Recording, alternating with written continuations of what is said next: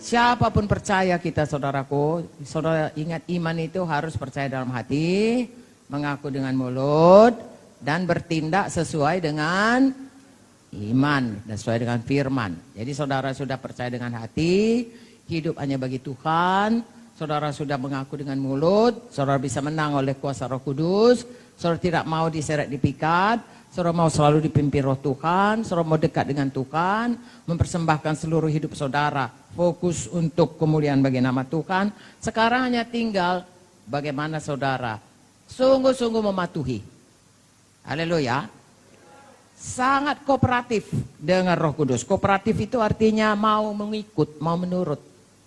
Roh Kudus pun begitu. Roh Kudus bilang, jangan minta, tunggulah dulu, nanti aku dibilangnya apa. Banyak kita punya saudara alasan, tidak kooperatif. Ya, tidak bisa dipimpin Roh Kudus. Nah, saudara juga begitu. Ya, sebenarnya sudah banyak bisa dikerjakan Tuhan. Jiwa-jiwa nunggu untuk diselamatkan. Gara-gara saudara pulang balik, tidak mengampuni, pulang balik pikiran najis, pulang balik gira cari uang, pulang balik mau kerja lebih daripada melayani, dan lain sebagainya. Aduh, saudaraku, tolonglah semua kita kooperatif ya. Tolonglah firman Tuhan ini jalankan baik-baik, saudaraku. Karena kalau saudara jalankan, Yakobus 1:25 mengatakan, saudara akan berbahagia karena saudara patuh. Nah, tidak semua bilang amin.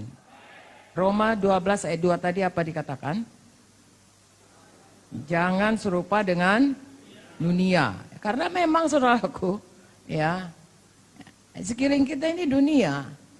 Dunianya kelenyap dengan segala keinginannya. Amin. Amin. Tetapi hanya orang yang mengerjakan kehendak Tuhan yang kekal selama-lamanya. Janganlah kami menjadi serupa dengan dunia ini, tapi berubahlah oleh pembaruan budimu, sehingga kamu dapat membedakan manakah kehendak Allah, apa yang baik, yang berkenan, dan yang sempurna. Haleluya. Jangan sama dengan dunia. Ya, sistem dunia ini, saudaraku, di sekitar kita, ya, itu sangat bertentangan dengan firman Tuhan. Di dunia ini dikatakan dalam Matius 20, ya, kalau orang-orang di dunia ini jadi pemimpin, dia tangan besi. Betul? Oke, kita buka aja lah Matius 20. Saya harap saya tidak salah. Permintaan Ibu Yakobus Yohanes bukan memerintah, melainkan melayani. Ayat 20 sampai ayat 28. Kita baca sama-sama. 1, 2, 3. Maka datanglah ibu anak-anak Zebedius dan anak-anaknya itu kepada Yesus. Lalu sujud di hadapannya minta suatu padanya. Kata Yesus, apa yang kau kehendaki? Jawabnya, semua baca. Berilah perintah supaya kedua anakku ini boleh duduk kelak dalam kerajaanmu. Yang seorang sebelah kananmu, yang seorang lagi sebelah kirimu. Tetapi Yesus menjawab, katanya, kamu tidak tahu apa yang kamu minta. Dapatkah kamu minum cawan yang harus kuminum? Kata mereka padanya, kami dapat. Yesus berkata pada mereka, cawanku memang akan kamu minum. Tapi untuk hal duduk sebelah kananku, sebelah kiriku, aku tidak berhak memberikannya. Itu akan diberikan kepada orang-orang bagi siapa Bapakku telah menyediakannya. Mendengar itu, marahlah ke 10 murid yang lain kepada kedua saudara itu. Ayat 25, perhatikan pengajaran Tuhan. Tetapi Yesus memanggil mereka lalu berkata, kamu tahu bahwa pemerintah bangsa-bangsa memerintah rakyatnya dengan tangan besi. Dan pembesar-pembesar menjalankan kuasanya dengan keras atas mereka. Tidaklah demikian di antara kamu. Barang siapa ingin menjadi besar di antara kamu, hendaklah ia menjadi pelayanmu.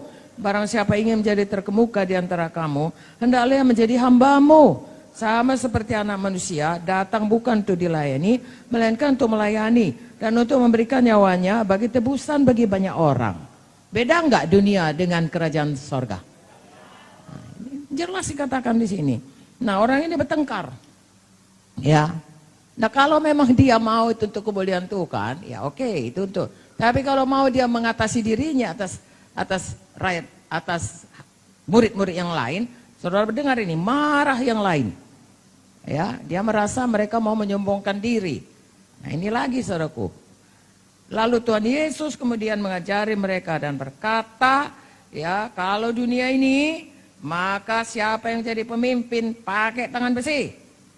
Pembesarnya kuasa yang keras. Merentah. Tetapi kalau tidak demikian di antara kamu, siapa yang mau besar jadi pelayan. Siapa yang mau terkemuka jadi hambamu. Seperti Tuhan Yesus. Datang bukan untuk dilayani, tapi melayani. Haleluya. Firman Tuhan ini tadi berkata, saudaraku, tidak sama dunia dengan Tuhan, dengan kerajaan Tuhan. Baharui budimu. Ini salah satu contoh. Amin, saudaraku. Banyak contoh yang lain. Itu sebabnya kita baca Alkitab. Supaya kalau ada contoh yang lain hidup kita yang selama ini, sebenarnya cara kita berpikir, cara kita bertindak adalah cara dunia berubah. Ya, dulu saya pikir, saudaraku, kalau cemburu itu tandanya cinta. Itu kan semua orang dunia. Cemburu buta dan lain. Tandanya cinta. Semakin cinta semakin cemburu. Ya, kemana pun suaminya diekori, diintip. Ya, disewa detektif. Tandanya dia cinta. Firman Tuhan berkata, kasih itu tidak cemburu. Nah, mesti berubah. Ya. Dalam rumah tangga mesti saling mempercayai. Haleluya. Sampai mati. Saya diajari Pak Munte, saudaraku, itu rumah tangga sampai mati harus dijaga. Bukan kalau udah kawin setahun, 2 tahun, 10 tahun, jamin, enggak. Padahal saudaraku, Tuhan mau kita belajar bagaimana lebih mengenal satu dengan yang lain. Paulus berkata, sudah sekian lama dia mengikut Tuhan, dia kukendaki mengenal Tuhan lebih dalam. Sebab di dalam dunia ini, saya ulangi kepada saudara, saya sudah pernah katakan, yang kekal di dunia ini hanya 2. 1 manusia, 2 hubungan. Lain enggak. Gedung ini akan tinggal, saudaraku. Apapun saudara buat, pasti tinggal. Saudara akan pulang ke hidup kekal bersama Yesus. Ya, kalau Tuhan Yesus sudah datang, ini tinggal sama antikristus. Makanya saudaraku, yang ini tinggal semua. Apa yang tinggal? Manusia. Kekal. Kalau dia dalam Yesus, dia kekal di sorga. Kalau dia tidak dalam Yesus, kekal di neraka. Apalagi hubungan kasih.